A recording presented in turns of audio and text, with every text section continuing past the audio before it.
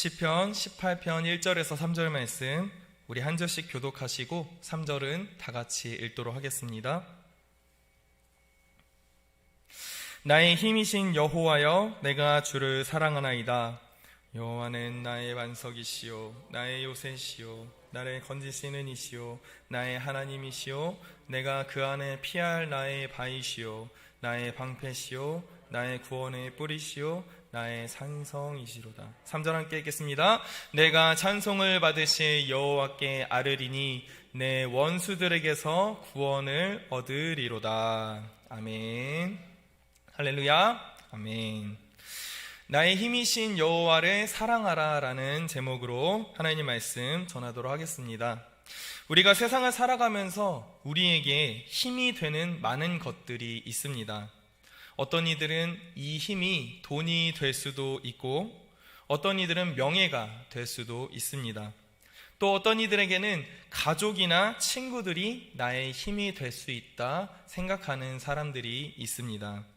그러나 예수를 믿는 자로서, 예수 그리스도를 믿는 자로서 우리의 힘은 바로 하나님 한 분뿐이십니다. 우리에게 힘을 주시는 분은 하나님 한 분뿐이십니다. 하나님을 예배하는 자로서 하나님께서 나의 힘이 되심을 알고 그를 붙잡는 삶이야말로 우리에게 가장 중요한 것이다 라고 하는 것을 우리는 알 수 있는 것이지요. 오늘 본문의 저자인 다윗이 이러한 삶을 고백하며 살았던 사람임을 잘 보여주고 있습니다. 그렇다면 하나님이 나의 힘이다 라고 하는 이 의미가 과연 무엇일까요? 그리고 다윗은 어떻게 이러한 고백을 드릴 수 있었던 것일까요? 오늘 본문의 말씀을 통해서 이 본문이 주시는 그 의미를 깨닫고 나누며 기도의 제목을 발견하는 우리 모두가 될 수 있기를 간절히 소망합니다. 아멘. 1절 말씀을 보시면 이렇게 말씀합니다. 나의 힘이신 여호와여 라는 고백으로 시작합니다. 1절은 아마 시편 23편의 말씀과 시편 1편의 말씀과 같이 우리에게 굉장히 친숙한 본문이며 우리 스스로도 많이 보고 듣고 외웠던 말씀일 것입니다. 그런데 이 한 절의 의미가 우리에게 주는 것이 굉장히 크다라고 하는 것이지요. 18편 우리 본문 성경책 말씀의 18편의 그 맨 위에 파란색 글씨를 보시면 이렇게 쓰여 있습니다. 제가 읽어드리겠습니다. 여호와께서 다윗을 그 모든 원수들의 손에서와 사울의 손에서 건져주신 날에 다윗이 이 노래의 말로 여호와께 아뢰어 이르되 라는 제목으로 시작하면서 1절이 시작되고 있습니다.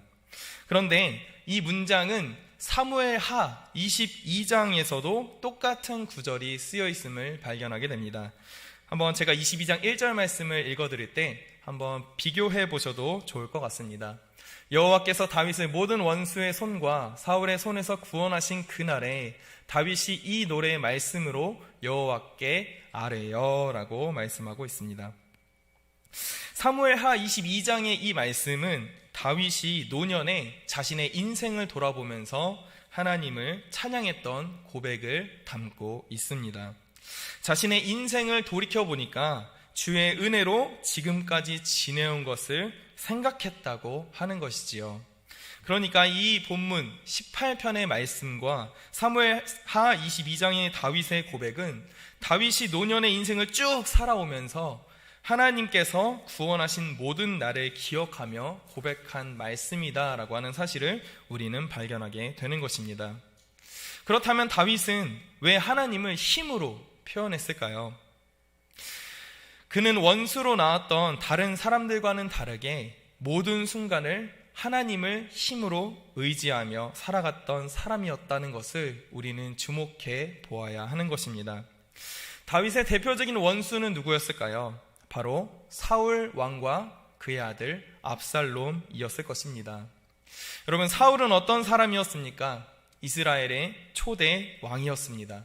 그에게는 많은 힘과 권력들이 주어졌습니다. 그러나 그는 사무엘상 15장 말씀에서 아말렉과의 전투 가운데 들었던 사무엘 선지자의 이 말에 순종하지 않는 죄를 범하게 되었습니다. 사무엘상 15장 말씀을 보시면 사무엘이 아말렉을 쳐서 모든 것을 진멸하라, 없애라 라고 말했습니다. 이는 하나님의 말씀이었고 사울은 이 말씀에 순종해야만 했습니다. 그러나 그는 하나님의 말씀에 순종하지 않고 아말렉의 왕 아각을 살렸으며 좋은 소와 말들을 살려서 자신의 것으로 취했던 그러한 죄를 범했다라고 하는 것이죠. 그러자 하나님께서는 사무엘을 통하여서 이렇게 말씀하셨습니다. 사무엘상 15장 12절 말씀을 같이 한번 읽어볼까요? 같이 읽겠습니다. 시작. 내가 사울을 왕으로 세운 것을 후회하노니 그가 돌이켜서 나를 따르지 아니하며 내 명령을 행하지 아니하였음이니라 하신지라. 사무엘이 근심하여 온 밤을 여호와께 부르짖으니라. 아멘. 이렇게 그는 하나님을 의지하지도 않고 자신의 힘과 명예만을 추구하며 하나님의 말씀에 섬기지 않고 순종하지 않고 자신의 힘과 명예를 추구했던 사람이었습니다. 나중에는 어떻게 됩니까? 자신의 권력, 이 힘, 이 왕을 유지하기 위해서 다윗을 죽이려고 쫓아다녔던 사람이 바로 사울이었습니다. 또 다윗의 아들 압살롬은 어떻습니까? 압살롬 역시 아버지 다윗을 몰아내기 위해서 왕이 되기 위해 자신의 인기를 사용했습니다. 명예를 사용했고 자신이 가진 모든 것을 사용했다라고 하는 것이지요. 그래서 헤브론으로 가서 자신의 인기와 지위를 이용하여 사람들을 모으고 예루살렘으로 쳐들어 갔던 것입니다.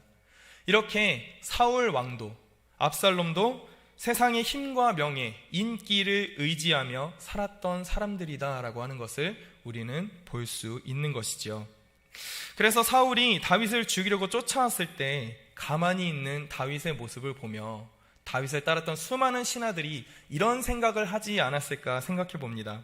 아니, 다윗이여, 당신은 사울을 2번이나 죽일 수 있는 기회가 있었습니다. 그럼에도 왜 당신은 사울을 죽이지 않은 것입니까?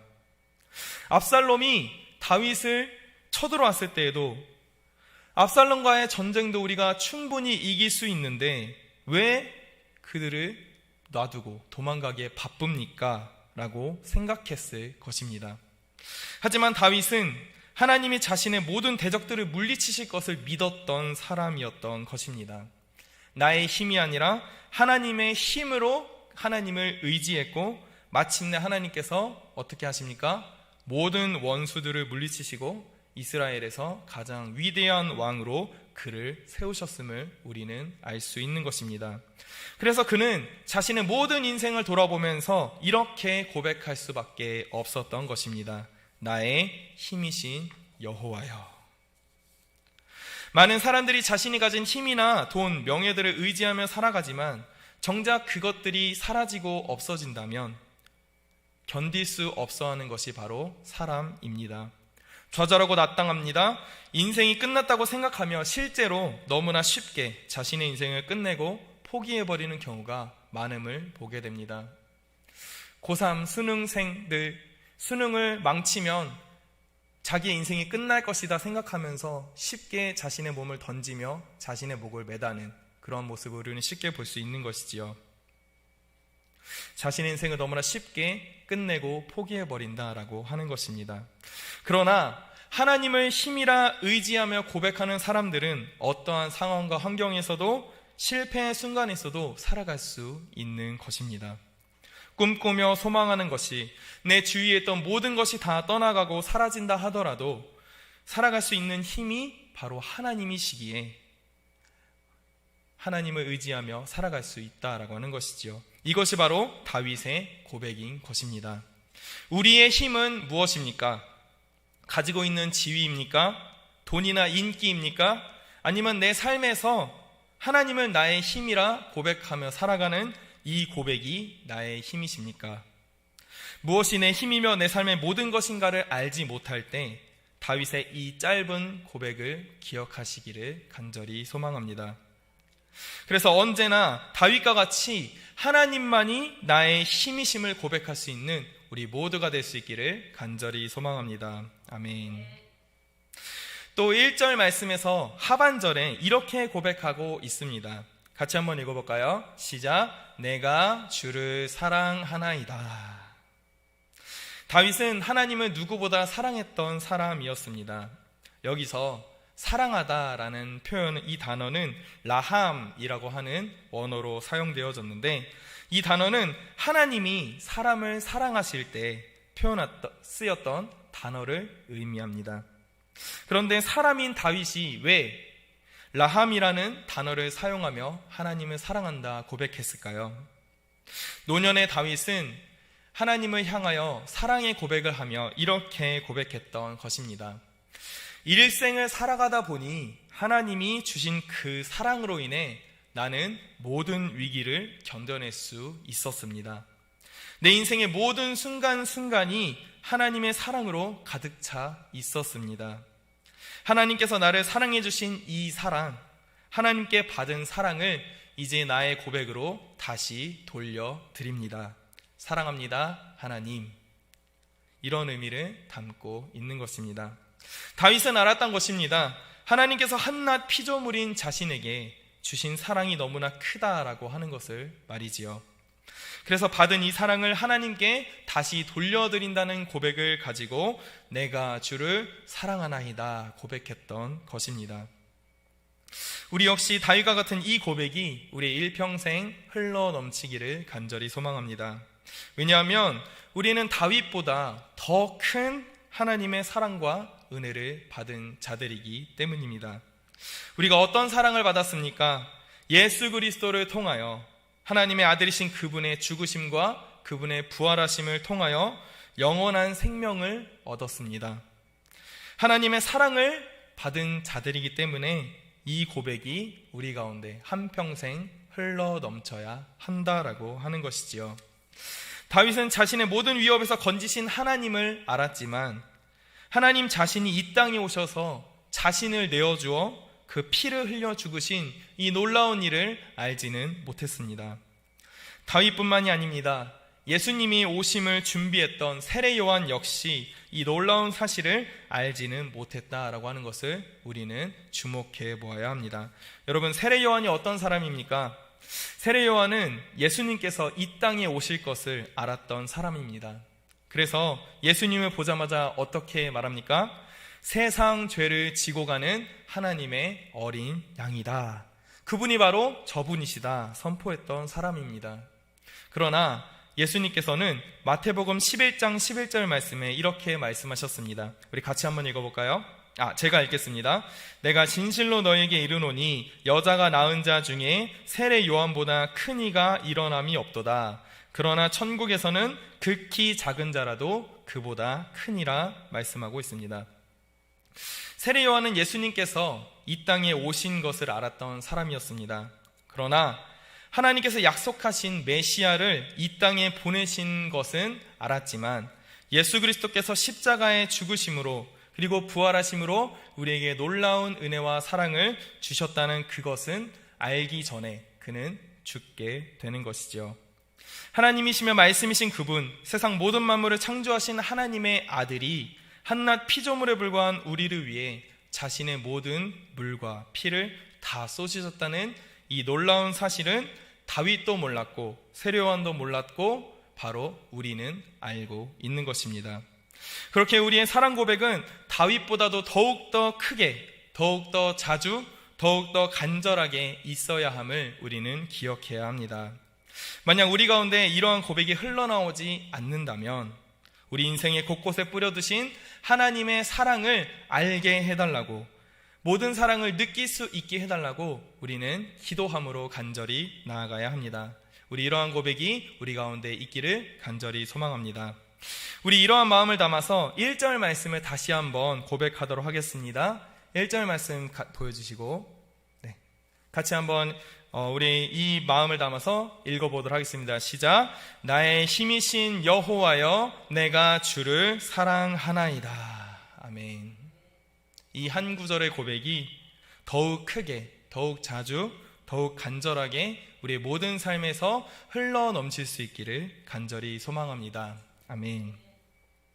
이어서 2절 말씀을 보시겠습니다. 2절 말씀을 보면 이렇게 말씀합니다. 여호와는 나의 반석이시요 나의 요새시요 나를 건지시는 이시요 나의 하나님이시요 내가 그 안에 피할 나의 바위시요 나의 방패시요 나의 구원의 뿌리시요 나의 산성이시로다 고백하고 있습니다.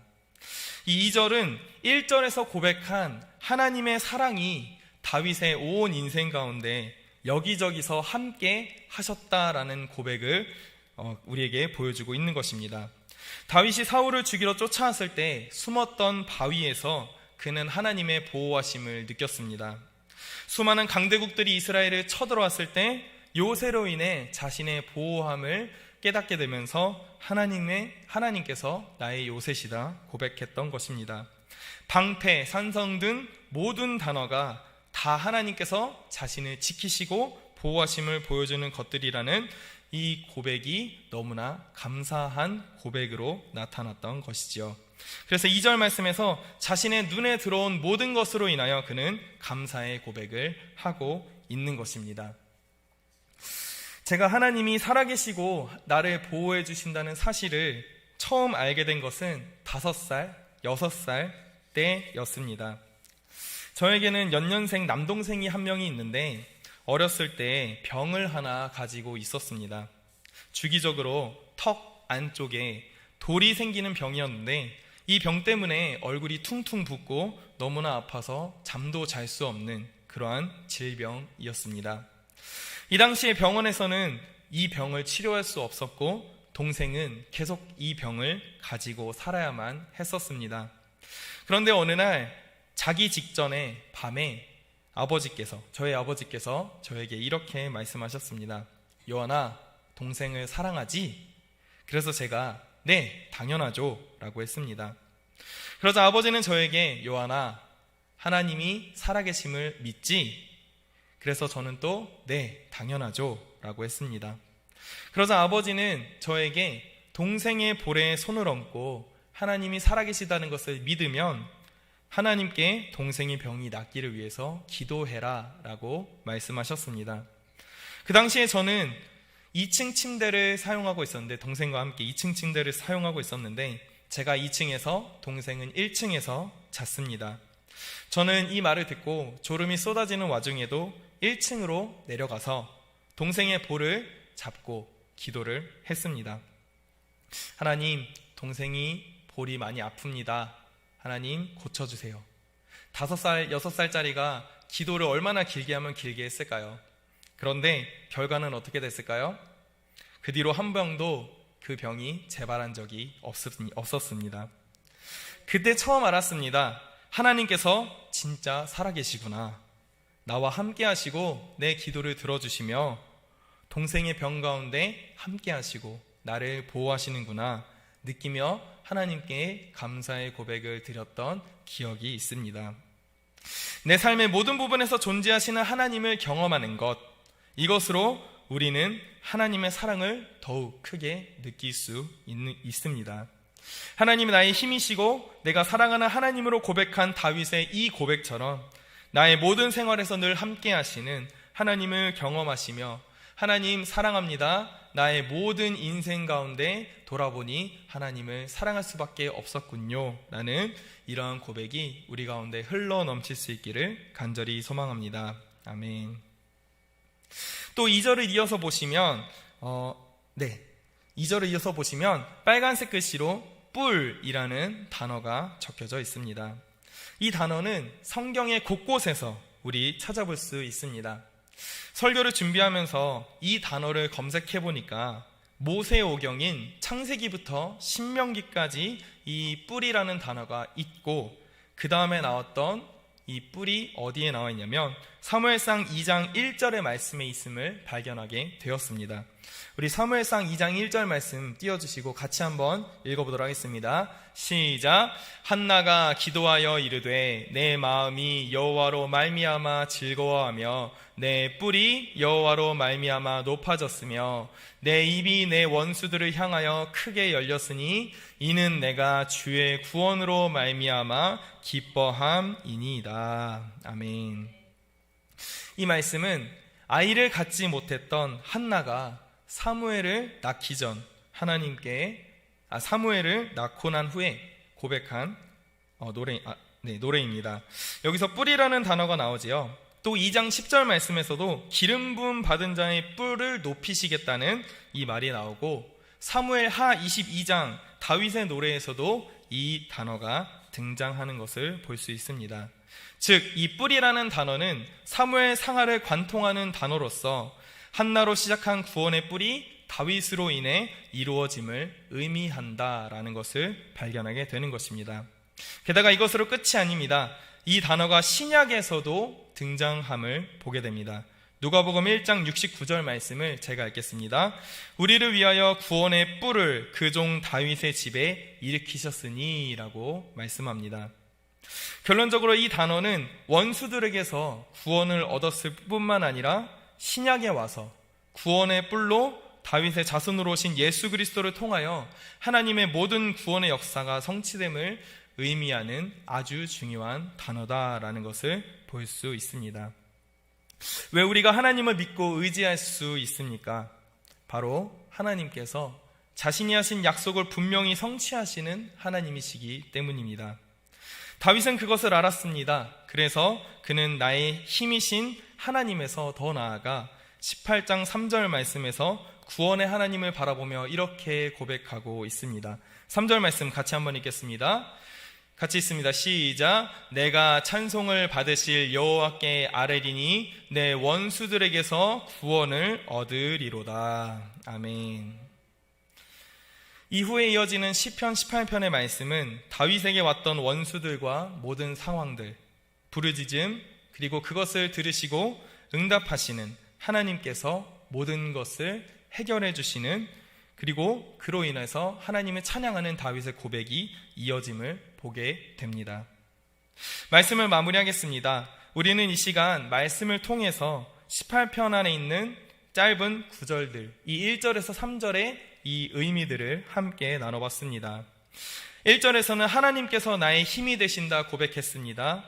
이 고백이 우리의 모두의 고백이 될 수 있기를 간절히 소망합니다. 아멘. 그리고 이렇게 힘이신 하나님을 나는 사랑한다, 하나님 사랑합니다, 하나님께 받은 사랑을 그대로 돌려드리는 고백을 나는 드린다 선포했습니다. 이러한 선포의 고백이 우리의 모두의 고백이 될 수 있기를 간절히 소망합니다. 아멘. 2절로 넘어와 우리는 무엇을 보았습니까? 구체적으로 힘이신 하나님이 나의 모든 부분에서 역사하심을 보았습니다. 하나님은 다윗의 반석이실 뿐만 아니라 우리의 반석이십니다. 아멘. 네, 우리의 요새가 되십니다. 아멘. 우리를 건지시는 이십니다. 아멘. 우리의 방패와 구원의 뿔이며 산성이 되십니다. 아멘. 아멘. 우리의 모든 삶의 영역에서 하나님을 사랑하며 찬양할 수 있는 우리 모두가 될 수 있기를 간절히 소망합니다. 마지막 3절에서 무엇을 보았습니까? 찬송받으시기에 합당하신 하나님께서 주시는 구원을 다윗은 바라보았습니다. 그리고 우리 역시 이러한 구원을 받은 자들입니다.